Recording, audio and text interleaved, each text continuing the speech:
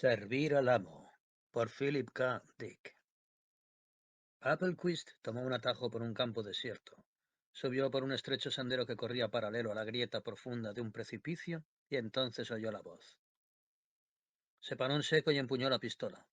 Escuchó durante largo rato, pero solo captó el lejano roce del viento entre los árboles truncados que bordeaban el risco, un murmullo que se confundía con el crujido de la hierba reseca bajo sus pies.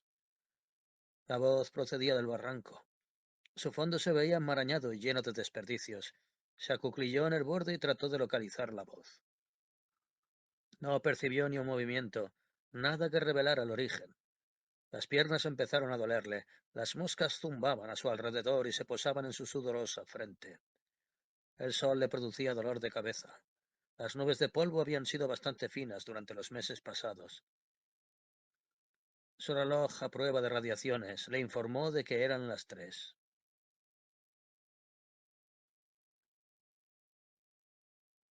Por fin, se encogió de hombros y se levantó con dificultades.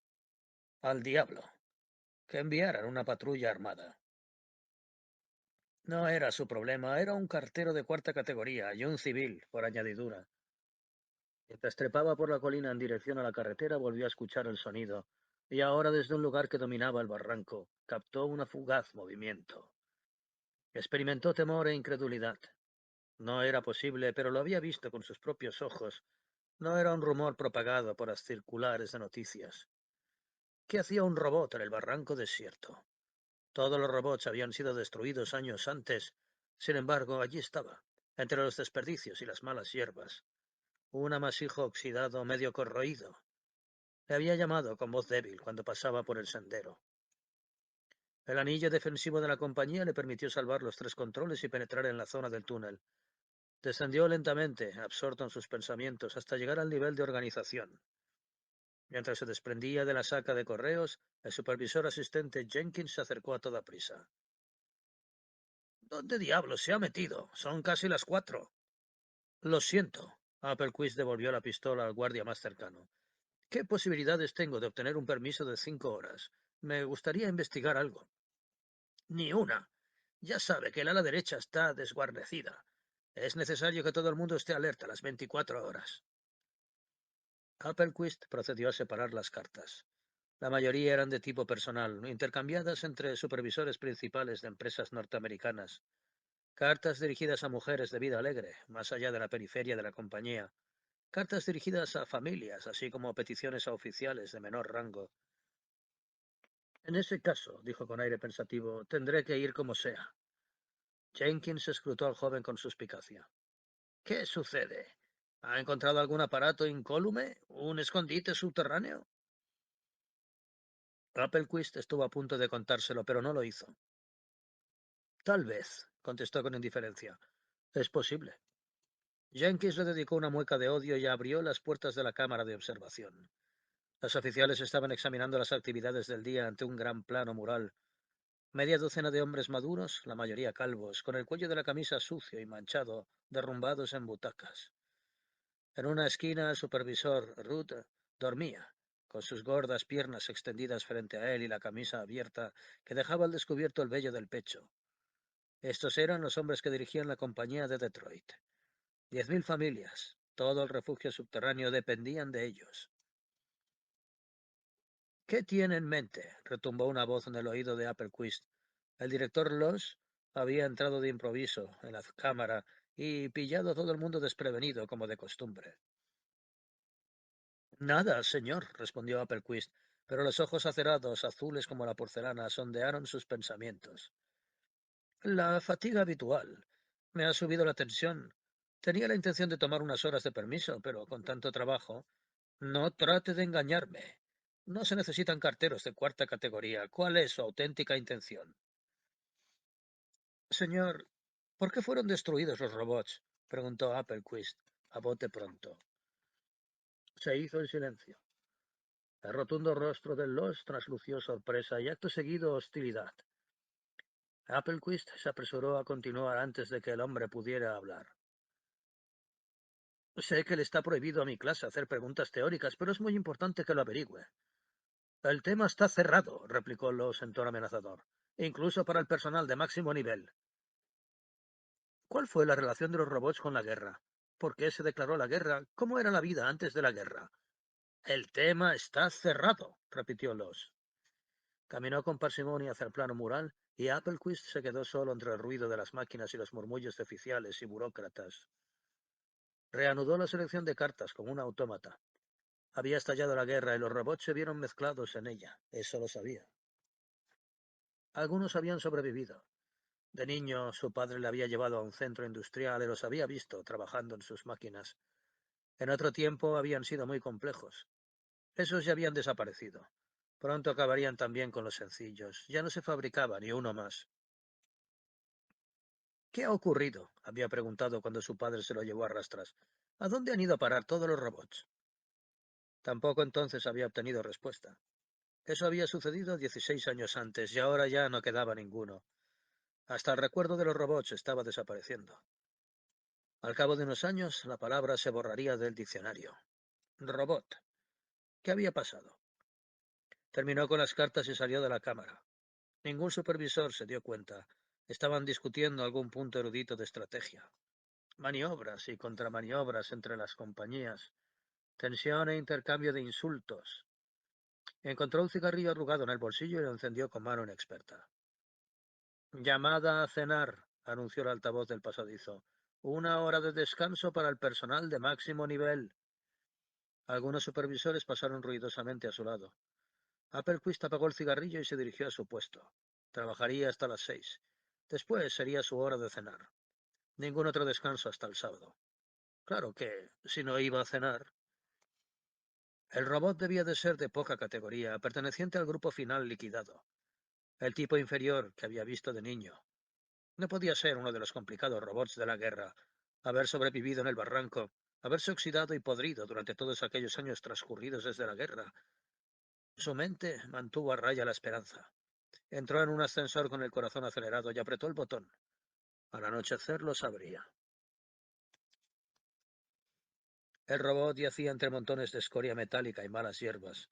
Fragmentos mellados y oxidados dificultaron la progresión de Applequist a medida que descendía con cautela por el barranco, la pistola en una mano y la máscara antirradiación ceñida a la cara. El contador crujió ruidosamente. El fondo del barranco estaba caliente. Charcos de contaminación sobre los fragmentos rojizos de metal, las masas apiladas de acero, plástico y componentes de maquinaria fundidos.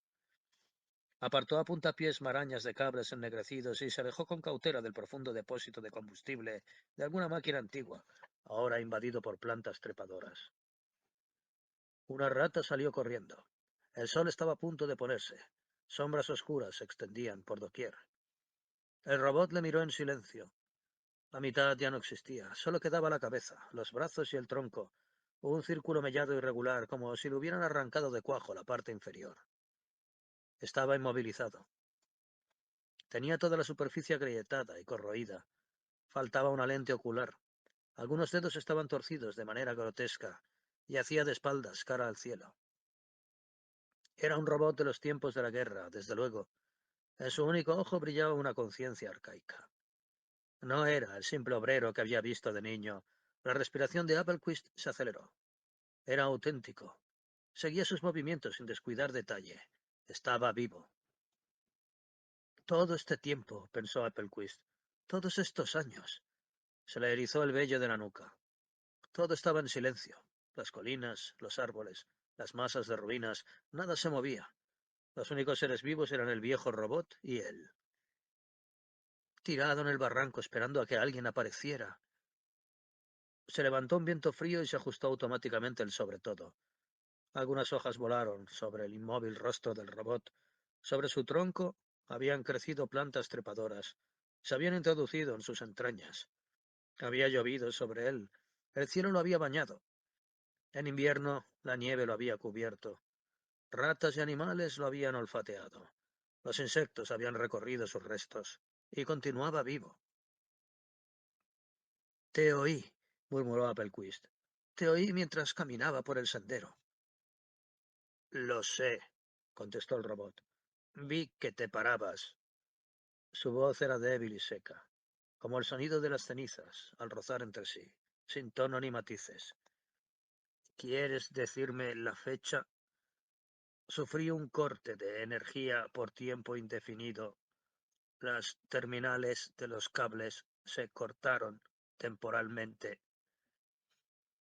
11 de junio de 2136. El robot reunió las escasas fuerzas que le quedaban. Movió apenas un brazo, luego lo dejó caer. Su único ojo se veló, y varios engranajes oxidados chirriaron en su interior. Applequist comprendió de repente que el robot podía expirar en cualquier momento. Era un milagro que hubiera sobrevivido durante tanto tiempo. Se habían pegado caracoles a su cuerpo y estaba surcado de sendas pegajosas que se cruzaban. Un siglo. ¿Cuánto tiempo llevas aquí? ¿Desde la guerra? Sí. Applequist sonrió nervioso. Eso es mucho tiempo, más de 100 años. Así es. Anochecía con rapidez. Applequist buscó su linterna. Apenas distinguía las laderas del barranco. A lo lejos un ave graznó en la oscuridad. Los arbustos se agitaron. Necesito ayuda, dijo el robot. La mayor parte de mi motor fue destruido. No puedo moverme. ¿En qué estado se encuentra el resto? Tu provisión de energía. ¿Cuánto tiempo puedes? Se ha destruido un número considerable de células. Solo siguen funcionando unos pocos circuitos y están sobrecargados. El ojo del robot volvió a mirarle. ¿Cuál es la situación tecnológica? He visto volar naves aéreas. ¿Aún fabricáis equipos electrónicos? Tenemos en funcionamiento una unidad industrial cerca de Pittsburgh. Si describo unidades electrónicas básicas, ¿me entenderás? Carezco de conocimientos mecánicos. Estoy clasificado como cartero de cuarta categoría, pero tengo contactos en el departamento de reparaciones. Mantenemos en funcionamiento nuestras máquinas. Se humedeció los labios, tenso. Es arriesgado, por supuesto. Hay leyes. ¿Leyes? Todos los robots fueron destruidos. Eres el único que queda. Los demás fueron liquidados hace años. El único ojo del robot no expresó nada. ¿Por qué has venido? Preguntó. Su ojo se desvió hacia la pistola de Applequist empuñada. Eres un funcionario de baja categoría en alguna jerarquía. Obedeces órdenes superiores. Un número que funciona mecánicamente dentro de un sistema más grande. Applequist soltó una carcajada. Supongo que sí. Dejó de reír. ¿Por qué estalló la guerra? ¿Cómo era la vida antes? ¿No lo sabes? Por supuesto que no. No se permiten conocimientos teóricos, excepto al personal de máxima categoría. Ni los supervisores saben algo de la guerra. Applequist se arrodilló y enfocó con la linterna el rostro del robot. Las cosas eran diferentes antes, ¿verdad? No vivimos siempre en refugios subterráneos. El mundo no fue siempre una montaña de escoria. La gente no fue siempre esclava de las compañías. Antes de la guerra, no había compañías. Applequist lanzó un gruñido de triunfo. ¡Lo sabía! Los hombres vivían en ciudades que fueron arrasadas durante la guerra. Las compañías que estaban protegidas sobrevivieron. Los altos cargos de estas compañías se convirtieron en el gobierno. La guerra se prolongó durante mucho tiempo. Todo lo valioso fue destruido. Ha salido de un cascarón carbonizado. El robot guardó silencio unos instantes y luego prosiguió. El primer robot fue fabricado en 1979. En el año 2000, los robots realizaban todos los trabajos rutinarios. Los seres humanos gozaban de libertad para hacer lo que les apetecía: arte, ciencia, espectáculos, lo que más les gustaba. ¿Qué es el arte? Preguntó Applequist. Trabajo creativo dirigido hacia la realización de una aspiración personal. Toda la población de la Tierra tenía libertad para desarrollarse culturalmente. Los robots mantenían el mundo. El hombre lo disfrutaba. ¿Cómo eran las ciudades? Los robots reconstruyeron y rediseñaron nuevas ciudades, siguiendo planos trazados por artistas humanos, limpias, higiénicas, atractivas. Eran ciudades de dioses. ¿Por qué estalló la guerra? El único ojo del robot centelleó. Ya he hablado demasiado. Mi suministro de energía está peligrosamente bajo. Applequist tembló. ¿Qué necesitas? Lo traeré. Ahora mismo necesito una cápsula atómica A capaz de proporcionar 10.000 unidades F. Sí. A continuación, necesitaré herramientas y secciones de aluminio, cables de baja resistencia. Trae papel y lápiz. Te daré una lista. No la entenderás, pero alguien del Departamento de Mantenimiento Electrónico lo hará. Lo primero que necesito es suministro de energía. ¿Y me hablarás de la guerra? Por supuesto.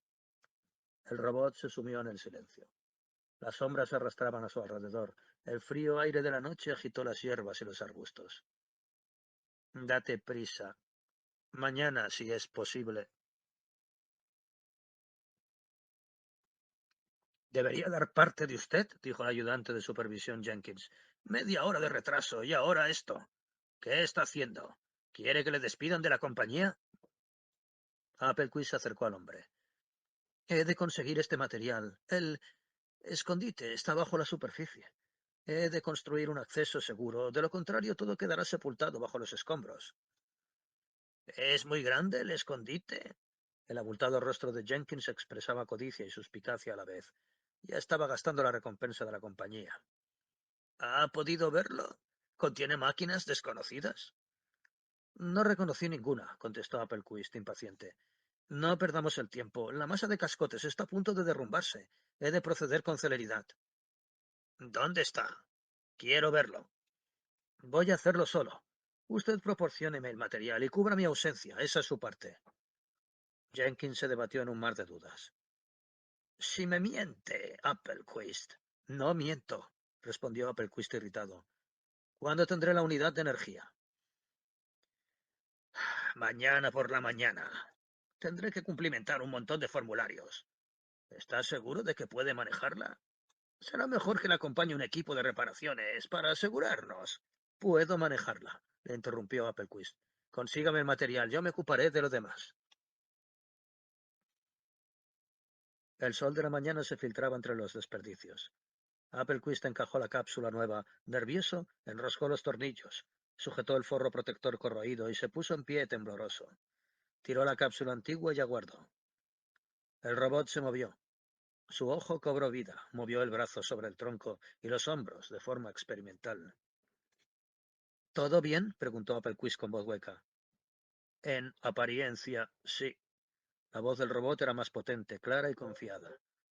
La vieja cápsula estaba agotada. Fue una suerte que pasaras en aquel momento.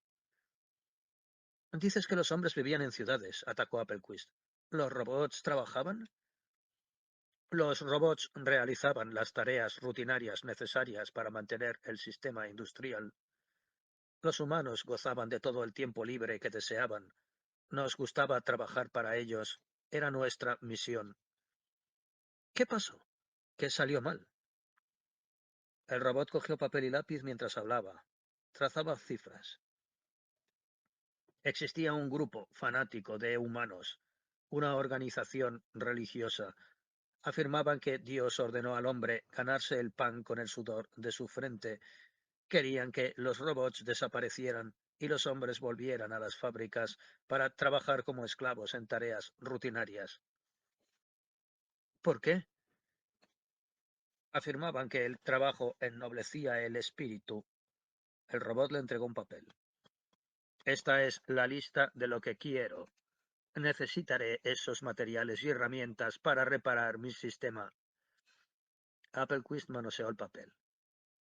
Ese grupo religioso, hombres divididos en dos bandos, los moralistas y los ociosos, combatieron entre sí durante años, mientras nosotros nos manteníamos al margen, ignorantes de nuestra suerte.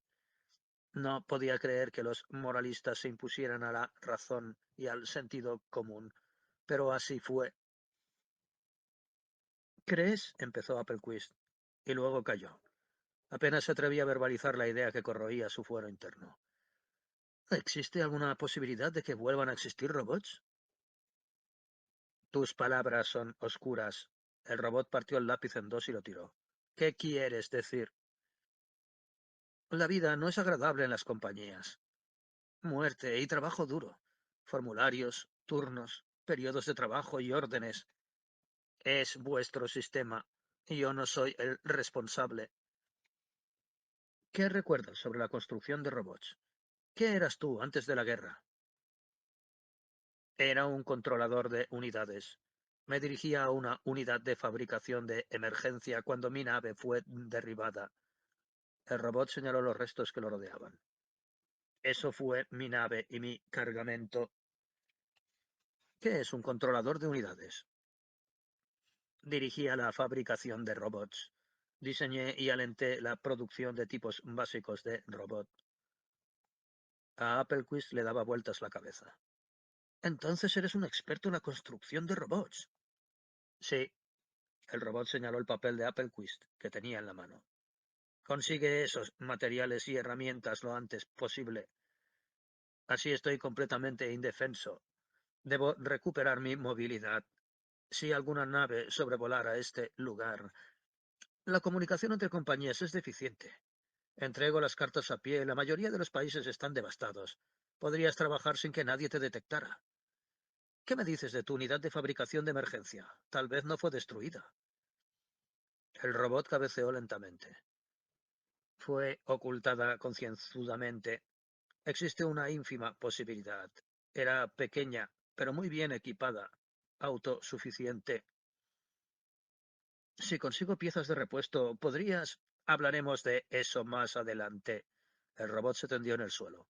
Cuando vuelvas, seguiremos hablando. Jenkins le consiguió los materiales y un permiso de 24 horas. Fascinado, Applequist se apoyó contra la ladera del barranco mientras el robot desarmaba su cuerpo y sustituía los elementos averiados. Al cabo de pocas horas, el nuevo sistema motor había sido instalado. Colocó las células básicas de las piernas. A mediodía, el robot experimentaba con sus extremidades inferiores. Durante la noche pude establecer un débil contacto por radio con la unidad de fabricación de emergencia, explicó el robot. Continúa intacta, según el monitor robot. ¿Robot? ¿Quieres decir una máquina automática de transmisión? No está viva como yo. No soy un robot en un sentido estricto. Su voz expresó orgullo. Soy un androide. Applequist no captó la sutil distinción. Su mente febril examinaba las posibilidades. En ese caso, podemos seguir adelante. Con tus conocimientos y los materiales disponibles, tú no viste el terror y la destrucción. Los moralistas nos derrocaron sistemáticamente. Eliminaban a los androides de cada ciudad que conquistaban. A medida que los ociosos retrocedían, los de mi raza eran liquidados sin más. Fuimos separados de nuestras máquinas y destruidos. Pero eso fue hace un siglo. Nadie quiere destruir ya a los robots. Necesitamos robots para reconstruir el mundo. Los moralistas ganaron la guerra y devastaron el planeta. El robot ajustó su sistema motor hasta lograr la coordinación de sus piernas. Su victoria fue una tragedia, pero comprendo la situación mejor que tú. Hemos de proceder con cautela. Si esta vez nos vencen, será para siempre.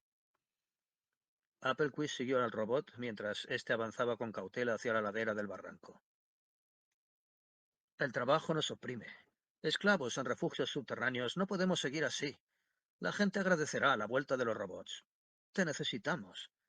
Cuando pienso en lo que debió de ser la Edad de Oro, los cimientos y las flores, las hermosas ciudades de la superficie, ahora solo hay ruinas y penuria.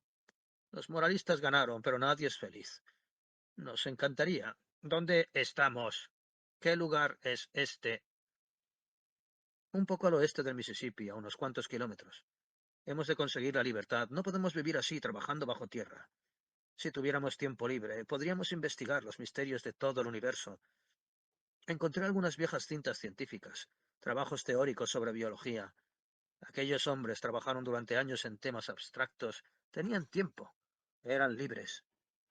Mientras los robots sostenían el sistema económico, aquellos hombres podían dedicarse a... Durante la guerra, interrumpió el robot con aire pensativo. Los moralistas situaron pantallas de detección sobre cientos de kilómetros cuadrados. ¿Todavía funcionan? No lo sé. Lo dudo. Todo lo que está fuera de los refugios de la compañía ha dejado de funcionar. El robot se recluyó en sus pensamientos. Había sustituido su ojo averiado por una célula nueva. Ambos ojos brillaban de concentración. Esta noche haremos planes con respecto a tu compañía. Te comunicaré mi decisión en ese momento. Entre tanto, no hables de la situación con nadie. ¿Entiendes?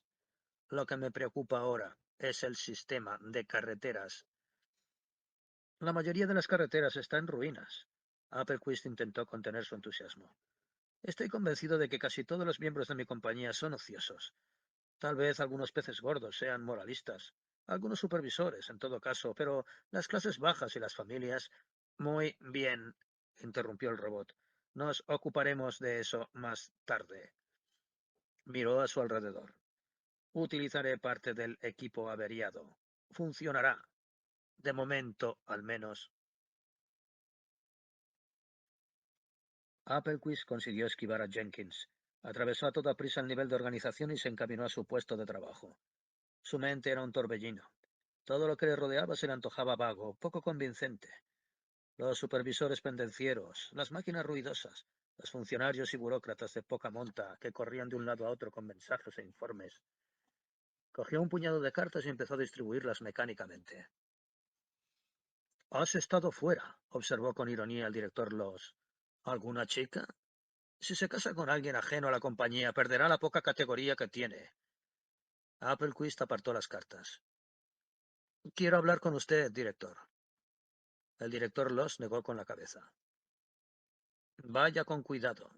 Ya conoce las ordenanzas que rigen para el personal de cuarta categoría. Es mejor no hacer más preguntas. Concentre su mente en el trabajo y déjenos a nosotros las cuestiones teóricas. Director, ¿a quién apoyaba nuestra compañía? ¿A los moralistas o a los ociosos? Preguntó Applequist. Loss fingió no entender la pregunta. ¿Qué quiere decir? Sacudió la cabeza. No conozco esas palabras. En la guerra.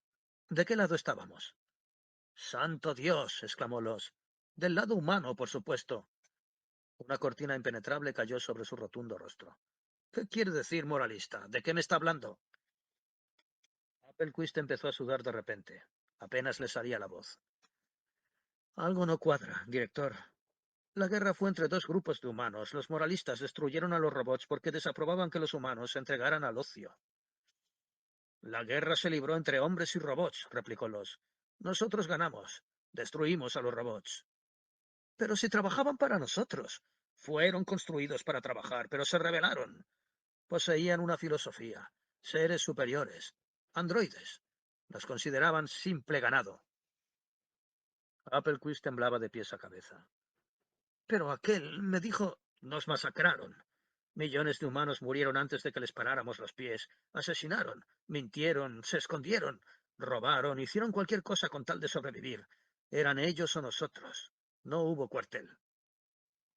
Los agarró a Applequist por el cuello de la camisa. Maldito idiota, ¿qué diablos ha hecho? Contésteme, ¿qué ha hecho? El sol se puso mientras el vehículo blindado se detenía en el borde del barranco. Las tropas bajaron por las laderas. Loss saltó entre los primeros, seguido de Applequist. ¿Es aquí? Preguntó Loss. Sí, pero ha desaparecido, tartamudeó Applequist. Por supuesto. Ya se había reparado. Nada lo retenía aquí. Loss hizo una señal a sus hombres. Es inútil proseguir la búsqueda. Entierren una bomba A táctica y larguémonos. Es posible que la Fuerza Aérea lo localice. Rociaremos esta zona con gas radiactivo. Applequist se acercó al borde del barranco, atontado. Abajo, entre las sombras, distinguió las malas hierbas y los escombros. No se veía el robot por ninguna parte, naturalmente. Solo trozos de cable y partes del cuerpo desechadas. La vieja cápsula de energía seguía donde la había tirado. Algunas herramientas, nada más. Vámonos, ordenó Loss a sus hombres. Tenemos mucho que hacer. Hay que poner en marcha el sistema de alarma general. Las tropas empezaron a escalar el barranco. Applequist se encaminó hacia el vehículo. No, dijo Loss. Usted no vendrá con nosotros. Applequist vio la expresión de su rostro. Miedo, terror, odio. Intentó escapar, pero la apresaron casi al instante. Procedieron en silencio, inexorablemente. Cuando terminaron, apartaron de una patada sus restos casi vivos y subieron al vehículo. Cerraron las puertas y el motor rugió. El vehículo subió por la senda hasta la carretera. Al cabo de pocos momentos desapareció de la vista. Estaba solo, con una bomba semienterrada y las sombras. Y la inmensa oscuridad lo abarcaba todo.